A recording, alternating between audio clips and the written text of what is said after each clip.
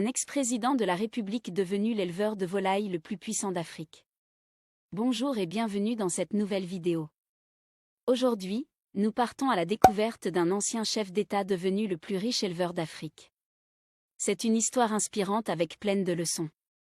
Avant de commencer, je t'invite à télécharger ton livret, 7 conseils d'experts pour réussir dans l'agriculture en Afrique. C'est un petit livre que tu vas lire rapidement en une journée et qui peut changer ta vie, ta perception et te préparer à mieux saisir les opportunités dans l'agrobusiness en Afrique. C'est le premier lien dans la description sous cette vidéo. Je te demande de profiter de l'occasion aussi pour rejoindre également notre canal privé sur Telegram. Après avoir dirigé 2 fois le Nigeria, l'ex-général Olusegun Obasanjo s'est reconverti en fermier. Il passe une retraite heureuse en gérant une ferme de poulets qui lui rapporte $250 000, soit 125 millions de francs CFA par mois. Cela fait de lui l'éleveur de volailles le plus puissant du continent. De Olusegun Obasanjo, 78 ans, les Nigérians retiennent qu'il a été le premier militaire de son pays à rendre en 1979 à un président civil démocratiquement élu le pouvoir qu'il a pris par la force 3 années plus tôt à la tête d'une junte. Mais cet ex-général, issu de l'ethnie Yoruba, aura sans doute été le premier chef d'État africain à penser à l'après-pouvoir alors même qu'il est en exercice. Une semaine seulement après avoir quitté ses fonctions, Obasanjo a inauguré le 8 octobre 1979, Ota Farm, à 40 km au sud-est de Lagos, la capitale économique du Nigeria. L'exploitation commence modestement, 2 écloseries, 5 poulaillers et 2 meuneries. Mettant à profit son temps de retraité et son solide carnet d'adresses, Obasanjo, toujours à l'aise dans son boubou traditionnel agbada et son bonnet yoruba, a transformé progressivement cette ferme en une véritable unité industrielle qui emploie désormais pas moins de 7000 personnes. Cette ferme qui a commencé modestement s'étend aujourd'hui sur une superficie de plus de 30 000 hectares. Il y produit des œufs, des poulets, des porcs, des bovins, des poissons, des lapins, du lait, du fourrage. L'ancien chef de l'État nigérian y produit de la semoule, du manioc et développe un élevage industriel de poulets à Ota et dans ses succursales dans les États de Ibadan et Oigreco.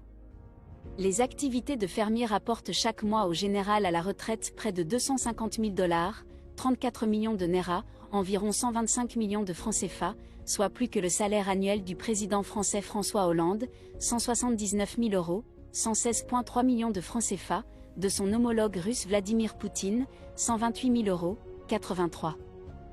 2 millions de francs CFA, ou même du Premier ministre japonais, 191 000 €, 124 millions de francs CFA. Dans le business comme en politique, Obasanjo applique les mêmes recettes, le travail, les réseaux, les hommes de confiance.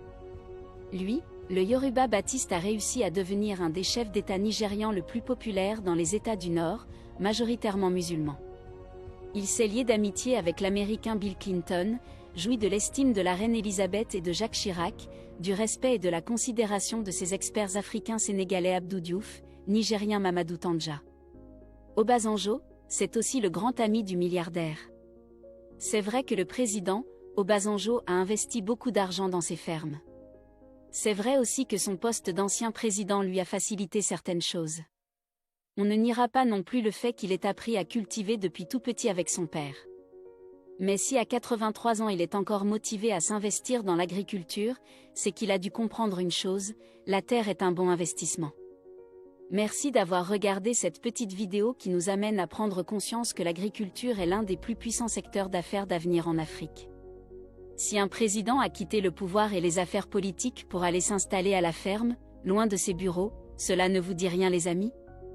N'oublie pas loin de lui, le milliardaire américain Bill Gates dans une récente interview, manifestait sa volonté d'investir dans le secteur avicole. Et ce qui est étonnant c'est qu'il ne va pas le faire dans son pays les USA mais plutôt en Afrique.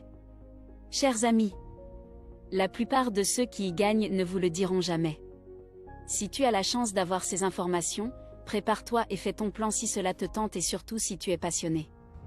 N'oublie pas de nous suivre sur Instagram pour découvrir nos parcours en Afrique et surtout de voir ce qui se fait ailleurs.